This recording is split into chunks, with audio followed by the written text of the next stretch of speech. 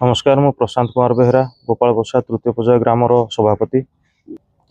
आज्ञा आम गोपाल प्रसाद तृतीय पर्याय ग्रामटी गत 15 वर्ष पूर्व 2010 मसीह अधिग्रहण नोटिस एमसीएल जारी करथिला।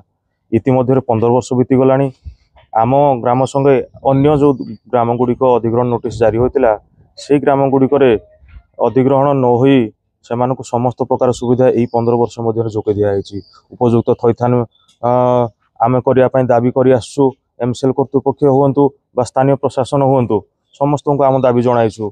बारंबार आम धारणा बसीचु हेले कौन सी प्रकार सुफल आज पर्यंत आमको मिल पारि ना।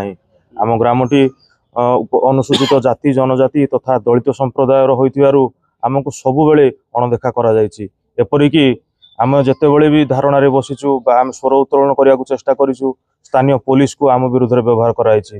धारणा बसीथिबा समय आम ग्रामर महिला आम ग्रामर पुरुष मानक तथा 1 वर्ष रु 2 वर्ष नवजात शिशु मानक उठे नहीं पुलिस जेल भर्ती कर देछि केवल आम स्वर को बंद करने।